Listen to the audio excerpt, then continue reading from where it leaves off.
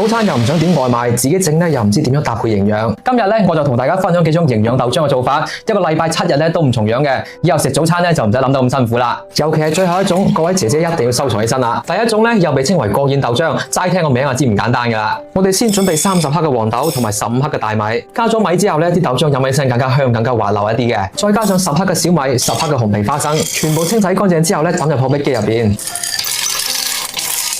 再加翻10克嘅冰糖同埋600毫升嘅清水，直接撳豆漿模式等翻佢35分鐘咧，咁就得啦。飲落去細味香甜，豆香味又濃郁，早上飲翻杯啊，成個人充滿活力。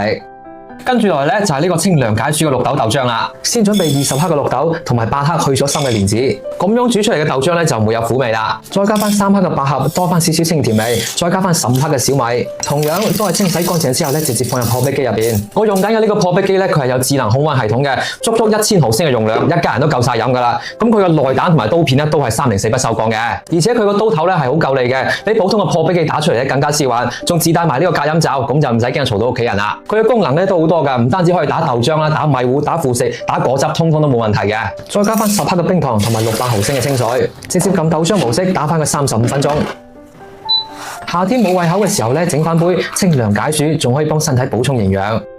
第三種3克豆漿對我哋啲頭髮咧係好好嘅。先準備20克嘅黑豆，黑豆入邊有好豐富嘅蛋白質同埋維生素，平時咧我都會用嚟煲湯嘅，對身體係好好嘅。再加翻10克嘅黑米、20克嘅黑芝麻同埋5粒合桃，洗乾淨之後咧放入破壁機入邊，加翻少少冰糖同埋600毫升嘅清水，撳豆漿模式打翻佢30分鐘，咁就得啦。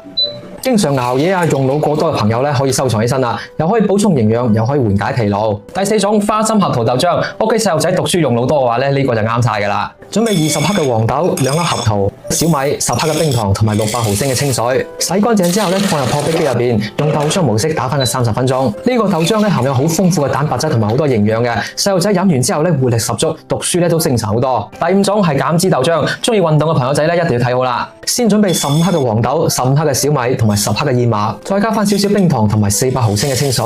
燕麥入邊咧有好多嘅膳食纖維，咁飲完之後咧飽腹感好強，自然咧就食少好多其他垃圾嘢啦。全部洗乾淨之後咧放入破壁機入邊，同樣都係揀豆漿模式。運動前後咧都可以整翻杯，又可以補充能量，又唔使擔心熱量太高。